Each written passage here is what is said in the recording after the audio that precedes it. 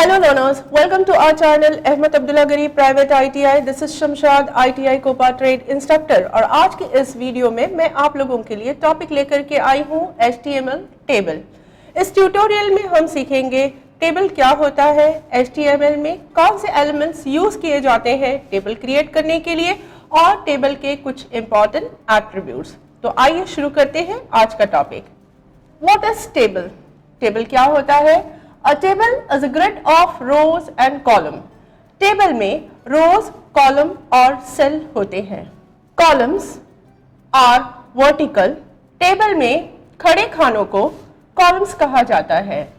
Rows are horizontal. Table में आड़ी रेखाओं से बनाए हुए खानों को rows कहा जाता है। Cell is an intersection of rows and column. जब भी रोज और कॉलम एक दूसरे से टकराते हैं तो सेल का निर्माण होता है। अब HTML में इस टेबल को हम किस तरह क्रिएट करते हैं? टेबल क्रिएट करने के लिए कुछ इंपॉर्टेंट एलिमेंट का इस्तेमाल किया जाता है, टेबल एलिमेंट्स, जिसे हम टेबल एलिमेंट्स कहेंगे। टेबल क्रिएट करने के लिए जो सबसे इंपॉर्टेंट रूट एलिमेंट होता है वो है table element. The table element is used to define the table. ये किसी भी टेबल का रूट एलिमेंट होता है। इस टेबल में रो क्रिएट करने के लिए हम tr टैग का यूज करेंगे। tr stands for table row. Column को हेडिंग देने के लिए हम th टैग का इस्तेमाल करेंगे and th stands for table header. Table में डेटा एंट्री करने के लिए हम td टैग का यूज करेंगे। td stands for table data. The tag is used to define data in the table. Table को आइडेंटिफाई करने के लिए कैप्शन दिया जाता है, टाइटल दिया जाता है और इस टाइटल को हम डिफाइन करेंगे यूजिंग कैप्शन टैग। आइए समझते हैं टेबल किस तरह से क्रिएट करना है HTML में with the help of code. दी हुई कोडिंग को हम एज इट इज किसी भी टेक्स्ट एडिटर में टाइप करेंगे और इस फाइल को सेव करेंगे विद एन एक्सटेंशन .html। फिर हम फाइल को ओपन करेंगे अपने मनचाहे वेब ब्राउजर में। Once the code will get execute you will get the output as like this. अब यहां पर आइए समझते हैं हम इस एग्जांपल को। टेबल क्रिएट करने के लिए हमने रूट टैग लिया टेबल। इस टेबल में रो को डिफाइन करने के लिए हमने tr टैग का इस्तेमाल किया। टेबल को हेडिंग देने के लिए हमने th टैग का इस्तेमाल किया। So we had th opening tag and name और इसको हमने एंड किया with the closing th tag. Second heading देने के लिए हमने अगेन th टैग ओपनिंग लिया, हेडिंग हमने दी और इसे एंड किया with the closing th tag और यहाँ पर हमारी फर्स्ट रो एंड होती है। सेकेंड रो क्रिएट करने के लिए हम दोबारा से tr टैग का इस्तेमाल करेंगे, ओपनिंग tr टैग। अब यहाँ पर हमें डेटा एंट्री करना है तो इसके लिए हम td टैग का यूज करेंगे। With in this td tag जो भी डेटा हमें इनपुट करना है वो डेटा हम यहाँ, वो कंटेंट्स हम यहाँ टाइप करेंगे या लिखेंगे। से for example Samuel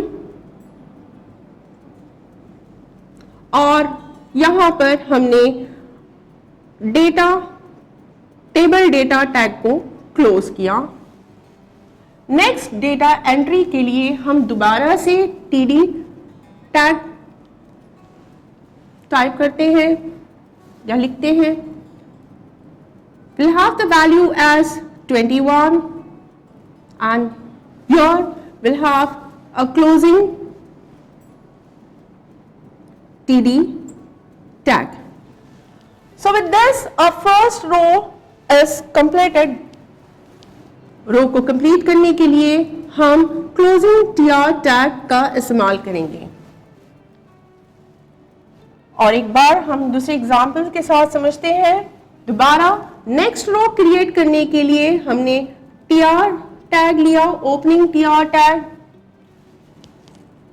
data entry करते हैं विद टेबल डेटा टैग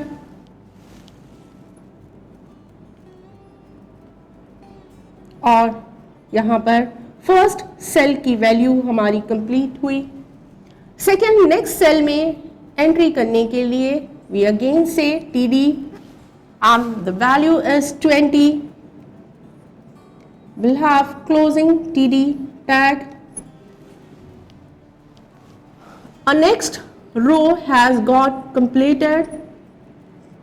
तो हमने यहाँ पर टेबल रो को क्लोज किया और इसी के साथ साथ हमारा टेबल यहाँ पर हमने क्लोजिंग टेबल टैग दे करके अपने टेबल का डेफिनेशन कंप्लीट किया।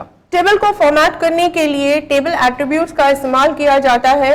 टेबल को बॉर्डर अप्लाई करना हो तो बॉर्डर एट्रीब्यूट का हम यूज करेंगे।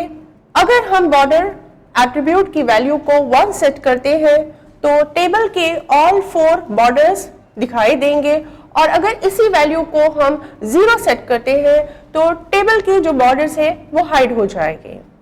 टेबल के बॉर्डर्स को कलर अप्लाई करने के लिए बॉर्डर कलर प्रॉपर्टी का हम यूज करेंगे।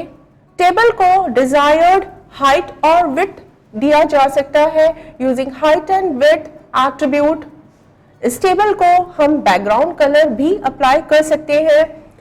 टेबल को बैकग्राउंड देने के लिए 2 एट्रीब्यूट्स का यूज किया जाता है, that is BG color and background. With BG color we can give different colors to the entire table या a single cell, और बैकग्राउंड एट्रीब्यूट को यूज करके हम टेबल में बैकग्राउंड में इमेज इंसर्ट कर सकते हैं। टेबल के सेल बॉर्डर और कंटेंट्स के बीच में स्पेस एडजस्ट करने के लिए हम सेल पैडिंग एट्रीब्यूट का यूज करते हैं। सेल स्पेसिंग से हम टेबल की सेल्स के बीच में डिस्टेंस सेट कर सकते हैं। अगर हमें एक से ज्यादा कॉलम में डेटा एंटर करना है तो हम मल्टीपल कॉलम को मर्ज कर सकते हैं यूजिंग कॉल स्पैन एट्रीब्यूट्स, और इसी तरह से अगर हमें एक से ज्यादा रो में डेटा एंट्री करना है तो हम रो को मर्ज कर सकते हैं यूजिंग रो स्पैन एट्रीब्यूट।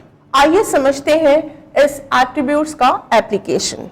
दी हुई कोड में मैं स्लाइटेस्ट के चेंजेस करती हूं, दैट इज इस टेबल को मैं बॉर्डर सेट करती हूं by using the border attribute.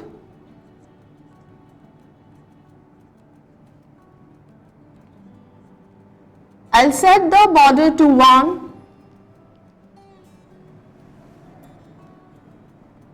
इस टेबल को हाइट देने के लिए I use the height attribute, set the value to 200 pixel,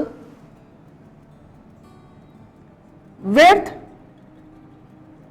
specify करती हूं as 300 pixel।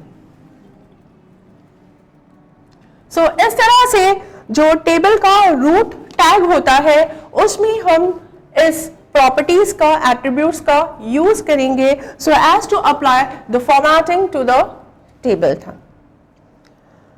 तो आज के इस ट्यूटोरियल में हमने सीखा HTML में टेबल किस तरह से क्रिएट किया जाता है और किस तरह से हम टेबल को फॉर्मेटिंग करें। उम्मीद है कि आज की ये ट्यूटोरियल आपको समझ आई होगी। अगर आपने हमारे चैनल को सब्सक्राइब नहीं किए हैं तो सब्सक्राइब कीजिए, वीडियो को शेयर कीजिए और बेल आइकन प्रेस करना ना भूलें। मिलते हैं नेक्स्ट वीडियो में। Till then bye.